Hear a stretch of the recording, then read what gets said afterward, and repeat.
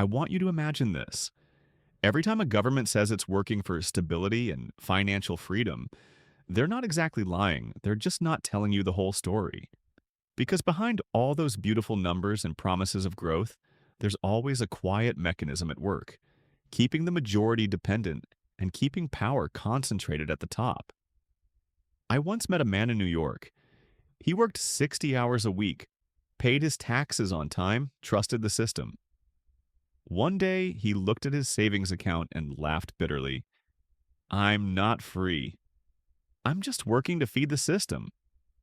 That line stuck with me because modern slavery doesn't come with chains, it comes with loans, bills, and blind faith that the government will take care of you.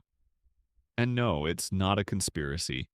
It's a design, a perfectly engineered illusion that makes you believe you're moving forward when in reality you're just running on their wheel.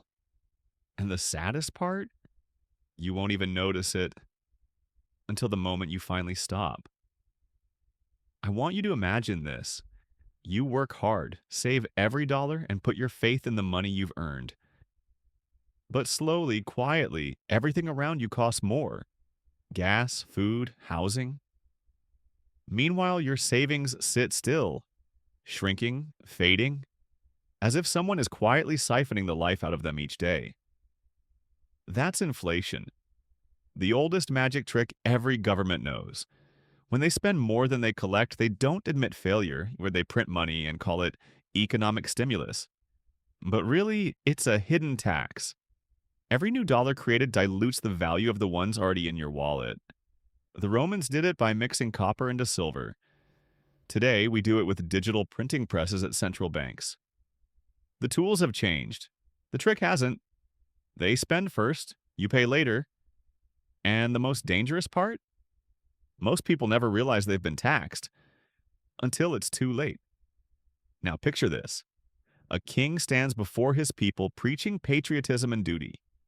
Merchants, craftsmen, and citizens nod respectfully and lend money to the crown, believing they're protecting their nation. But when the wars ended and the treasury ran dry, the coins they got back were worthless or never returned at all. That was the forced loan. Coercion wrapped in the language of loyalty. And the irony? That model never disappeared. Today we call it government bonds. Politicians tell you you're investing in your country's future. But in truth, you're funding past debts, overspending, and endless wars. The wealthy buy those bonds and collect interest. The rest of us pay the taxes to cover it. A perfect circle, where patriotism becomes the mask of financial control. And the old lesson of the Middle Ages still stands: never confuse duty with exploitation. In 1694, when the Bank of England was founded, it was hailed as a triumph of modern finance. But it wasn't built to serve the people. It was built so the government could borrow money to fight France. The rich, nobles, merchants, investors poured money into government bonds. In return, they received guaranteed interest payments funded by taxes from the working class. It looked noble, but it was really a machine for transferring wealth from labor to capital. From that moment, history entered a new era, the age when debt became an asset. The rich lend and live off interest, the poor work and pay for it. And the idea of borrowing to grow became the most addictive drug of modern politics. Today, central banks, investment funds, and corporations still play the same game. Only the rules are more complex, and the losers are the ones who still believe they're helping stabilize the nation. They call it stimulus, investment, economic renewal. But if you follow the money, you'll see a different story, one the public rarely reads to the end. When governments issue bonds, they promise jobs, infrastructure, and welfare. It sounds noble, it sounds human. But in reality, most of that money flows to defense contractors, banks, and corporations too big to fail. And when it's time to repay, they never cut spending at the top. They cut from below. Taxes rise, benefits shrink, currencies devalue. The worker pays more, works longer, and receives less. It's a closed loop. Every government spends your money to protect its system, not you. As one economist said, Public debt never dies. It's only passed from one generation to the next, and each generation grows up working to pay for choices they never made. The price of silence, moi moi, is the interest rate of freedom. In 2008, the world witnessed one of the greatest financial illusions in history. Banks made reckless bets with other people's money, and when the system collapsed, they weren't the ones who paid. You did, I did, every taxpayer did. They called it a bailout, a word that sounds compassionate but really means legalized arrogance. Trillions in public money were used to stabilize the system, but when the dust settled, the rescued banks were richer than ever. Meanwhile, people lost homes, jobs, and faith. A veteran investor once said, "Wati on Wall Street, profits are private, losses are public." And that's the bitter truth of our era. Privatized gains, socialized losses. When risk is shared but reward is not, the economy ceases to be a market. It becomes a religion where citizens pay to save the very gods who caused the storm. Now imagine this. You work your whole life, pay your taxes, and contribute to your pension fund, believing that one day it will all come back to you. But the truth is that money was never saved. It was spent the moment it arrived, replaced by IOUs and political promises. As populations age and workers dwindle, the system reveals itself for what it is: a legalized Ponzi scheme. The young pay for the old until there's no one left to pay.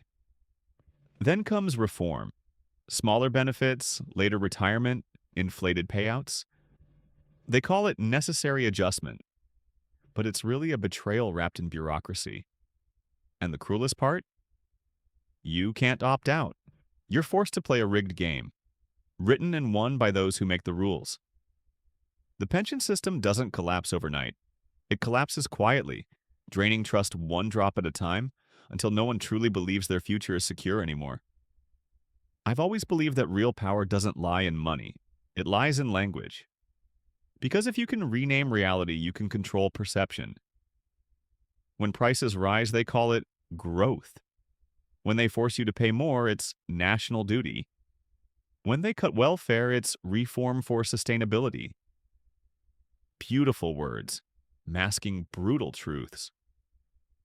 I once met an older woman in California who told me, "Finan, I never realized I'd been deceived until they told me my pension cuts were to protect future generations." That's the genius of it, turning loss into virtue and suffering into duty. Governments don't need to hide the money. They just need to reshape how you think about it. Language is the mirror that distorts reality. And stare into it long enough, and you'll forget what truth even looks like. The 21st century is filled with elegant words for ancient tricks. We call them modern monetary policy, market stability, structural reform. But strip away the polish, and it's the same old deception in designer clothes. Take quantitative easing, a fancy term for printing money to save markets. Who gets saved? Not the renters, not the single mothers, not the small businesses. It's the banks, hedge funds, and the already wealthy. Asset prices surge, and the rich get richer. The rest of us? We get inflation as a consolation prize. Then comes stealth taxation, the tax you never see. No one sends you a bill, but every trip to the grocery store is a payment. When prices rise faster than wages, when you feel richer on paper but poorer in life, that's how governments quietly take from you while convincing you you're doing better. And finally, regulatory capture. When the rule makers become the rule breakers. Laws meant to protect the public get rewritten by those with power. Banks write banking laws, tech giants write data laws, and governments, they stop being referees and start being partners in the game. 3 tricks, 1 outcome. The rich are protected, the poor are pacified, and we're all told. That's just how the economy works. Think about this. Every time a war begins, people are told to sacrifice for their country. They buy war bonds, pay higher taxes, endure inflation, all in the name of patriotism. But behind those noble slogans lies the same machinery. Ballooning public debt, booming banks, and citizens footing the bill. Wars are always funded by borrowing, and with every new debt, the grip of those who control money tightens further. People think they're defending freedom, but they're really buying chains for the next generation. And when the wars end, a new weapon emerges: complexity. Modern finance is engineered to be so intricate that even experts can't trace it. Thousands of pages of tax codes, hidden clauses, vague terminology that all forming a deliberate maze. Because you can't fight what you can't understand. And that's the ultimate form of control. Keep the public confused while the elite stay informed.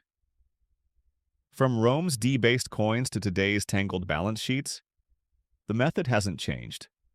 Only now the control is far more elegant. And in the end, you realize this game never ends. Inflation continues, debt expands, spending never stops. They call it stability, progress, the new normal. But the goal remains the same: make you work more and own less. It's a perfect loop.